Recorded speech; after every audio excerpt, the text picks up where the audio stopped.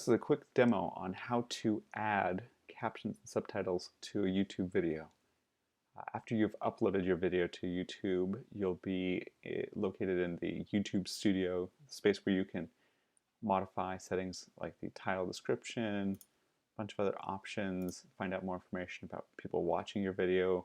There's an editor built in, but what we're going to be working with today is going to be the subtitle section.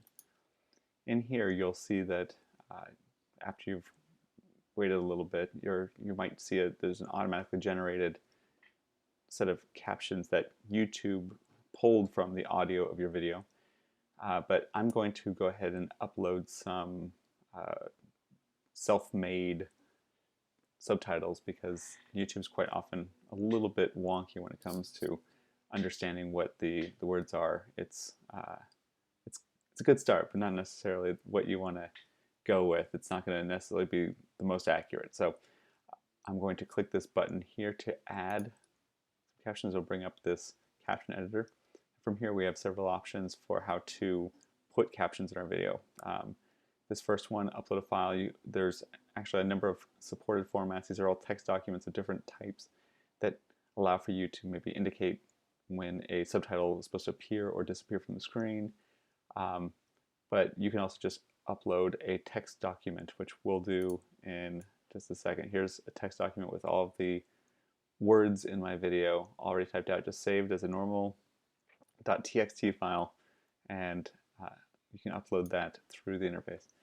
Auto sync and type manually are both ways in which you can essentially let YouTube play the video and try to attach it based on time to put the words in through this interface. So just to get things started a little faster, I like to use the upload file function, and from here I will say without timing. So I don't have any timestamps in my file. I hit continue, and I'll choose that text file right here. So it's Design 140 subtitles, open, and you see it's now loaded that text in. And I can assign the timing so that as it's playing, those words will appear different times. So if I say assign times, you can see it split it up based on the character turns that I have in there. So, and also you can also see it tried to figure out where those times are going to happen. It does a pretty good job of guessing based on where you're starting. Sometimes there's trees. Sometimes there's a yard behind it. Yeah, I guess I wrote that wrong behind it. But sometimes there's trees. Sometimes there's a yard behind it. notice that it automatically put gaps in between these things. If there are some extra words you want to add, or if there are other indications of beautiful music plays, that can all be adjusted here or gotten rid of. It automatically filled that space between the first message and the second one. And as we go along, When the wind's blowing and you see a web, look a little closer. You'll see it's a web. but it did a really good job of determining where those words are along the timeline automatically. I didn't have to put these times in, but from this screen I can edit it very quickly. Another thing to mention is that the timeline down here allows for us to adjust this too. So as I pan through, I can scroll in this area. Maybe even zoom out a little bit to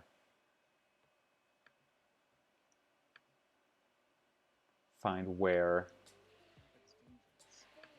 if I think that that's starting a little too early or too late, I can adjust the starting and ending time in a more visual way down here. Or just grab it from the middle and shift it left or right. So all these things allow for you to fine-tune control over where your captions are and make sure that the text is appearing at times that are appropriate. So anyone who's watching the video who might not be able to hear the audio can still get that information and be able to follow along with your narrative easily enough. Once you're done, hit the publish button, and your caption should be available the next time you preview your video.